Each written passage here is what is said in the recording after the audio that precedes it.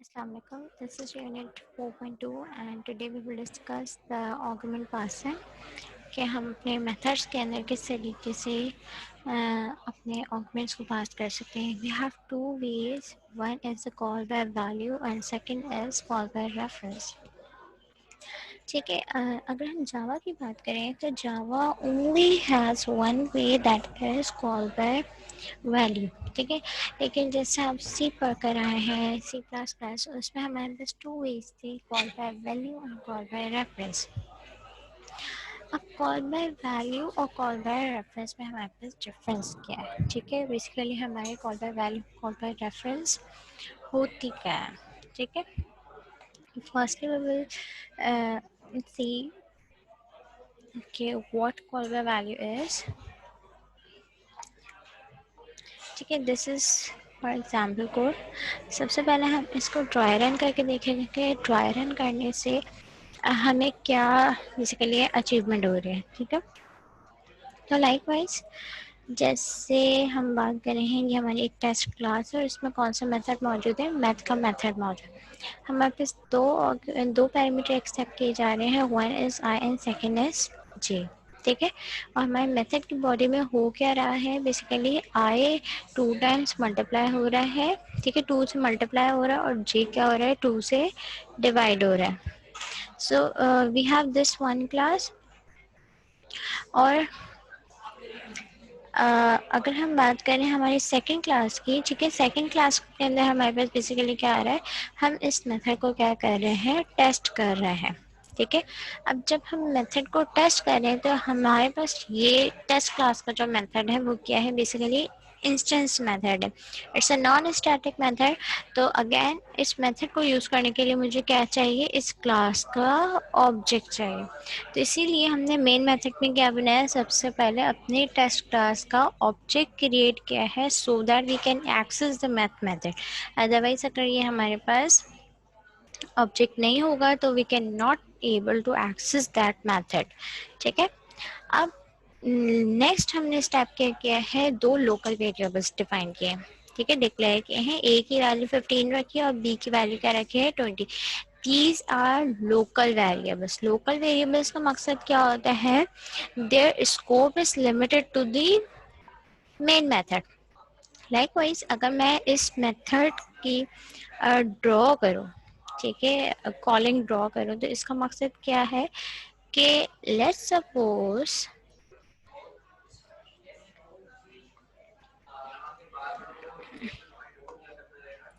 ठीक है यहाँ पे हमारे पास हम यहाँ पे ड्रॉ कर लेते हैं. यहाँ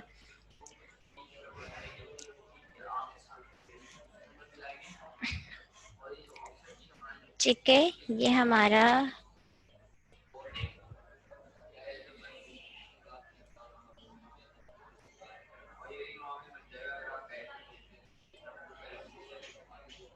ठीक है. ये मैंने यहाँ पे रखा मैथ मेथड जिसमें हमारे पास आई और जे पास हो रहा है. ठीक है. जिसमें हमारे पास अभी इनिशियली कोई वैल्यूज नहीं है. ठीक है. This is our main method. ठीक है. मेन मेथड में हमारे पास दो वेरिएबल्स हैं. First A. ठीक है. और सेकंड इज बी 20. ठीक है. टेस्ट ऑब्जेक्ट का हमारे इसमें कोई ताल्लुक नहीं है. ठीक है. हम सिर्फ अभी अपने पास बाय वैल्यू को चेक कर रहे हैं कि पास बाय वैल्यू का मकसद क्या है. ठीक है. सो जब हमने अपना ऑब्जेक्ट क्रिएट कर लिया. ठीक है. हमने ए और बी वैल्यू डिफाइन कर लिया. ठीक है. It's in the scope of main method whereas ij is in the scope of math method. तो हमने यहाँ पे ए की वैल्यू 15 रखी बी की वैल्यू 20 रखी है. तो जब हम इसको प्रिंट आउट करेंगे तो हमारे पास आउटपुट क्या आ जाएगा ए की वैल्यू 15 और 20 आ जाएगा. अब now we want to apply I और जे ऑपरेशंस ओवर दी ए और बी वैल्यूज. बेसिकली हम क्या चाह रहे हैं कि अपने 15 को 2 से मल्टीप्लाई करना चाह रहे हैं और वेर एज 20 को हम क्या करना चाह रहे हैं, 2 से डिवाइड करना चाह रहे हैं।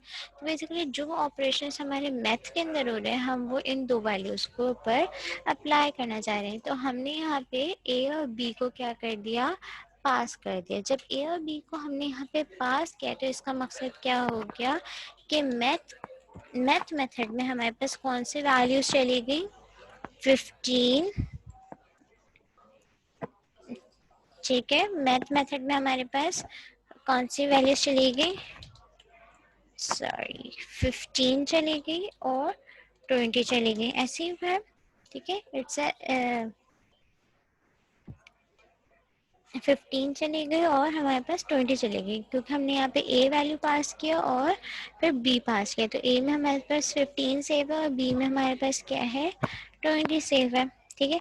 अब जब हमारे पास हमारी कॉलिंग परफॉर्म हो गई, ठीक है, जब कॉलिंग परफॉर्म हुई तो ये कॉल जब होगा तो कहाँ पे जंप करेगा, हमारे जैसे ही हमने कॉल किया तो वो कहाँ पे जंप करेगा, हमारे मैथ के मेथड में जंप करेगा।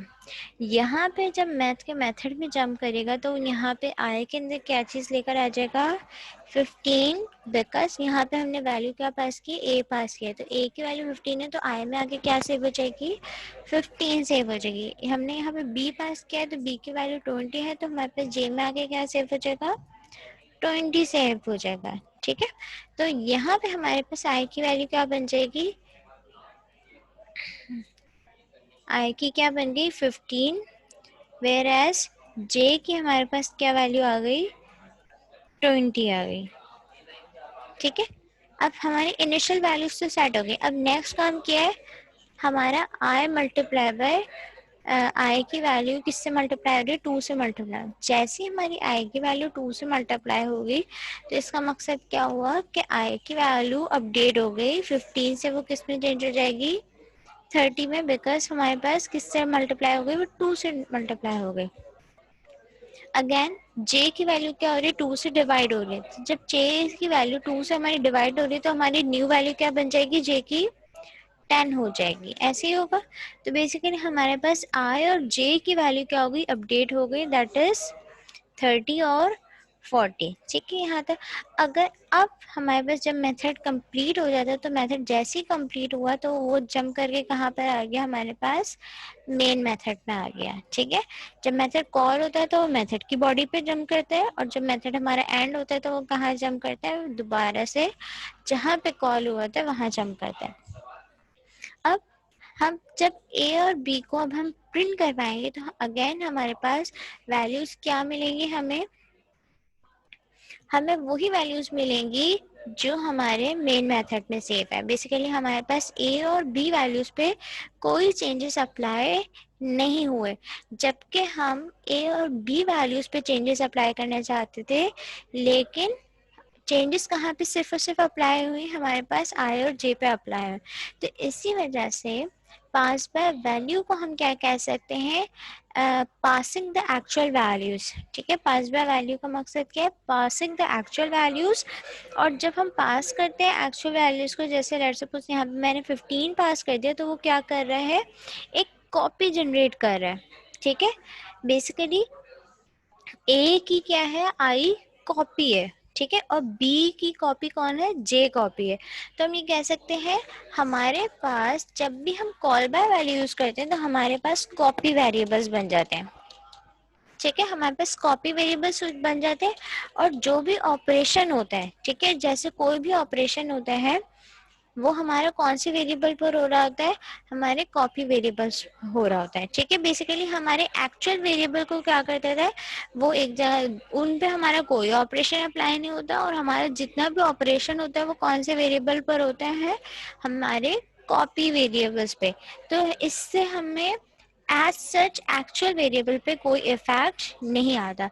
तो कॉल बाय वैल्यू को हम क्या कह सकते हैं कि जब आप चाहते हैं कि आपकी एक्चुअल वैल्यूज में कोई चेंजेस ना आए, ठीक है, तो हम कौन सा यूज करते हैं, कॉल बाय वैल्यू यूज करते हैं, ठीक है। मतलब आप सेफली अपना काम सेफली करना चाह रहे हैं तो हम कौन सा यूज करेंगे, कॉल बाय वैल्यू, ठीक है। वेयर एज अगर आप चाहते हैं कि मेरा ऑपरेशन डायरेक्ट मेरे कौन से वेरिएबल्स पर होता है, ए और बी पर ऑपरेशन हो जाता, तो फिर आपको कुछ टेक्निक्स अप्लाई करनी होती है। जैसे लेट्स सपोज, चले हम ये अब ये आके देख लेंगे, ठीक है। तो बेसिकली कॉल बाय वैल्यू का मकसद क्या है, पासिंग वैल्यू, ठीक है, टू द मेथड। और हमारे पास पे मेथड में जाके क्या बन जाते हैं, हमारे कॉपी वेरिएबल्स बन जाते हैं। और जो भी ऑपरेशन होता है, जो भी कोई एक्टिविटी हमारी मेथड में परफॉर्म होती है, उसका इफेक्ट हमारे एक्चुअल वेरिएबल्स पे नहीं आता। कीप इन माइंड, हमारे ए और बी में कोई चेंजेस नहीं आई थी, जबकि हम चेंज किसके अंदर लाना चाह रहे थे, ए और बी के अंदर लाना चाह रहे थे। तो कॉल बाय वैल्यू में हमारे जो चेंजेस आए वो कहाँ पर है, हमारे आई और जे पे ही आ गए, ठीक है। These are copy variables, whereas actual variables पे कोई चेंजेस नहीं आए, ठीक है। तो ये हमारा कॉल बाय वैल्यू था। वेयर एज अगर हम बात करें अपने कॉल बाय रेफरेंस की, ठीक है, तो कॉल बाय रेफरेंस का मकसद क्या होता है कि हम क्या पास करेंगे अपने मेथड में, ऑब्जेक्ट पास करेंगे, ठीक है। क्योंकि हमने क्या कहा था, एड्रेस पास। रेफरेंस का मकसद क्या होता है, एड्रेस। तो कॉल बाय रेफरेंस का मकसद क्या है कि हम अपने ऑब्जेक्ट को पास करेंगे as an parameter to the method, ठीक है। अब मेथड के अंदर जब ऑब्जेक्ट का एड्रेस आ रहा है, ठीक है, उसका ऑब्जेक्ट का रेफरेंस वेरिएबल आ रहा है, तो फिर हम देखते हैं क्या एक्टिविटीज हो रही हैं। जैसे यहाँ पे हमारे पास एक टेस्ट क्लास का मेथड है, और ये हमारे कौन से वेरिएबल्स हो गए, हमारे इंस्टेंस वेरिएबल्स, ठीक है। ए और बी आता है इंस्टेंस वेरिएबल, क्योंकि हमने क्या कहा था, instance variable are those variable जिनकी क्रिएशन आपकी ऑब्जेक्ट के बेसिस पर होती है। ऑब्जेक्ट बनेगा तभी इनकी क्रिएशन होगी, अदरवाइज इनकी कोई क्रिएशन नहीं होगी। एक कंस्ट्रक्टर मौजूद है, दैट इज पैरामीटराइज्ड कंस्ट्रक्टर, जिसके अंदर दो वेरिएबल्स हमारे पास पास हो रहे हैं, आई और जे, और आई और जे की वैल्यू हमारे ए और बी वेरिएबल्स पे असाइन हो रही है, ठीक है। जो भी इनिशियल वैल्यू होगी वो आके हमारे ए और बी पे सेट हो जाएगी, ठीक है। और एक हमारे पास मेथड मौजूद है, मैथ का मेथड मौजूद है, जो कि क्या चीज एक्सेप्ट कर रहा है, एक रेफरेंस एक्सेप्ट कर रहा है। क्या चीज एक्सेप्ट कर रहे हैं, एक रेफरेंस एक्सेप्ट कर रहा है, दैट इज टेस्ट क्लास का रेफरेंस वेरिएबल, ठीक है। तो रेफरेंस वेरिएबल का मकसद क्या है, it refers to some object. हमने ये बात कहा था कि रेफरेंस वेरिएबल का मकसद क्या है, इट होल्ड सम एड्रेस, ठीक है, address of your object. That means we can access an object using reference variables, ठीक है। अब इसमें हो क्या रहा है कि जो भी ऑब्जेक्ट पास हो रहा है, ठीक है, कोई भी, उसका ए वेरिएबल के अंदर क्या कर दो, मल्टीप्लाई कर दो 2 से, ठीक है, और बी वेरिएबल को क्या कर दो, 2 से डिवाइड कर दो। क्योंकि हमने क्या कहा था, ए और B are the instance variable, और हमने ये भी बात कही है कि instance variable are the object variables. तो we can only access with the address, ठीक है। अगर एड्रेस होगा तभी हम एक्सेस कर सकते हैं, अदरवाइज एक्सेस नहीं कर सकते। तो this is the test class object. तो टेस्ट क्लास के पास दो ऑब्जेक्ट, दो वेरिएबल जरूर होंगे, दैट इज ए और बी।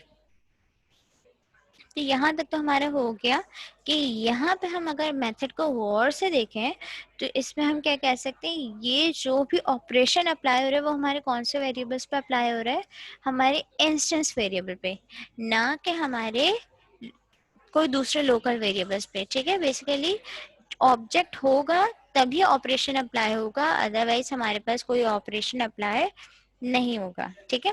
तो ये तो हमारी क्लास की रीड होगी। अब now to test this class, to test this method, ठीक है, हमने क्या किया है, सबसे पहले अपने क्लास का ऑब्जेक्ट क्रिएट किया है। जैसे हम अपने क्लास का ऑब्जेक्ट क्रिएट कर रहे हैं, ठीक है, हमने बात की थी कि ऑब्जेक्ट कहाँ पे क्रिएट होते हैं, आपकी हीप मेमोरी में क्रिएट होते हैं, ठीक है। This is a parameterized constructor, ये कंस्ट्रक्टर की कॉलिंग हो रही है। यहाँ पे मैंने 15 पास किया, 20, तो यहाँ पे 15 जाके किस में सेव हुआ, आई में, 20 जाके किस में सेव हुआ, जे में, ठीक है।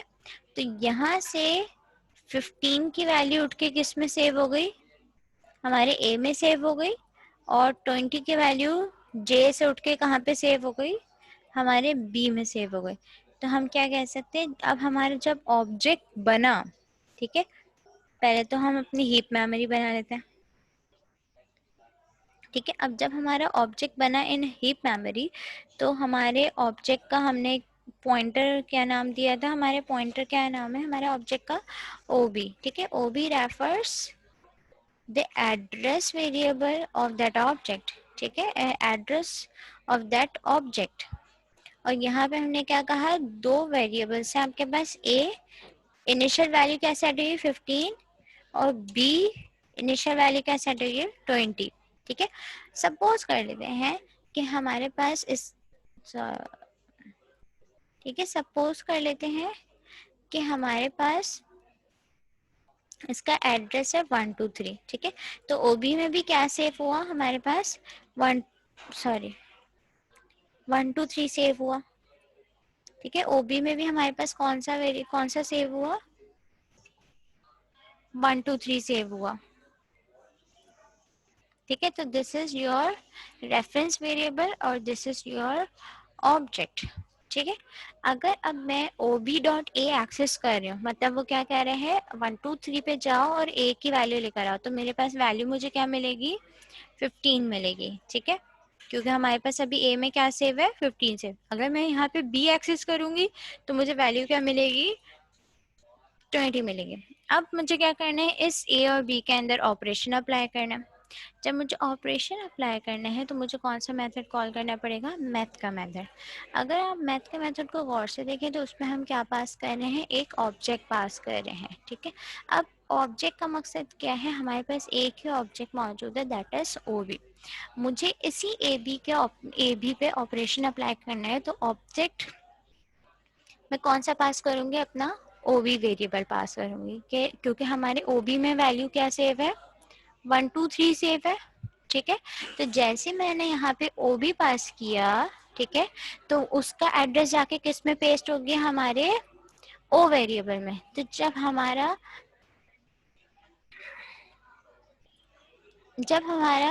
ओ के अंदर पेस्ट हो गया, तो हम बेसिकली क्या कह सकते हैं, ओ इज योर वेरिएबल और उसमें कौन सा एड्रेस सेव है 123, ऐसे ही, ठीक है। O is again a variable that refers to your previous object, जो भी आपने जो कि ओबी जिसको रेफर कर रहा था, वही ऑब्जेक्ट को रेफर कौन कर रहा है, ओ रेफर कर रहा है। तो बेसिकली मैं ओ बी से एक्सेस करूं ए बी को या ओ वेरिएबल से एक्सेस करूं, मेरे पास बात एक ही है, ठीक है। तो अगर मैं ओ डॉट ए लिख रही हूँ, ठीक है, जब मैं ओ डॉट ए लिख रही हूँ तो इसका मकसद क्या है कि मैं क्या चीज एक्सेस कर रही हूँ, ओ डॉट ए लिख रही हूँ तो इसका मकसद क्या है कि मैं क्या चीज एक्सेस कर रही हूँ, 15 एक्सेस कर रही हूँ। इसी तरीके से अगर मैं ओ डॉट बी लिख रही हूँ तो मैं क्या चीज एक्सेस कर रही हूँ, 20 एक्सेस कर रही हूँ, ठीक है। तो जो मल्टीप्लीकेशन होगी वो हमारे इस ए के वैल्यूज वेरिएबल में ही होगी, ठीक है। तो हमारे पास 15 मल्टीप्लाई हुआ 2 से और अपडेट भी कहाँ पे होगा, हमारे 2 पर ही होगा।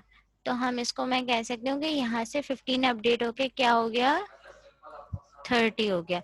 इसी तरीके से 20 अपडेट होके क्या हो जाएगा 10 हो जाएगा। तो मतलब हमारी जो प्रीवियस वैल्यूज थी वो क्या हो गई, अपडेट हो गई, 15 से 30 हो गया और बी की वैल्यू क्या हो गई 10 हो गई, ठीक है। तो मतलब हम ये क्या कह सकते हैं कि अब जब मैं अपने ओ बी डॉट ए का मकसद क्या है, मैं 123 एड्रेस पे जाऊंगी और ए की वैल्यू लेकर आऊंगी, तो अब मुझे ए की वैल्यू क्या मिलेगी, न्यू वैल्यू मिलेगी जो हमारी अपडेट हुई है, दैट इज 30। इसी तरीके से O B dot B access करेंगे तो मुझे वैल्यू क्या मिलेगी 10। तो इसका मकसद क्या हुआ कि कॉल बाय रेफरेंस में जब भी हम ऑपरेशन अप्लाई करते हैं, ठीक है, तो वो कौन से वेरिएबल्स पर होती है, हमारे एक्चुअल वेरिएबल्स पर होती है। जबकि हमारे कॉल बाय वैल्यू में क्या हो रहा था, हमारे जो भी ऑपरेशन अप्लाई हो रहा था वो कहाँ पे हो रहा था, हमारे कॉपी वेरिएबल्स पर हो रहा था, ठीक है। तो ये बेसिक डिफरेंस है। कॉल बाय वैल्यू में हमारी जो ऑपरेशन होता है वो कॉपी वेरिएबल्स पर होता है, वेयर एज जो कॉल बाय रेफरेंस हो उसमें जो ऑपरेशन होता है वो कौन से वेरिएबल्स पर होता है, एक्चुअल वेरिएबल्स पर होता है, ठीक है। तो इसका मेन बेनिफिट क्या हो गया कि आपको कॉपी वेरिएबल्स अलग से मेमोरी रिक्वायर्ड नहीं है, आप उन्हीं वेरिएबल्स को क्या कर रहे हैं, अपडेट कर रहे हैं। तो दैट्स इट फॉर टुडे। और एक हम आपको मैं पॉइंट बताते चलो कि Java is always a call by value, ठीक है। इसका रीज़न आप लोग ढूंढिएगा, ठीक है। That's it.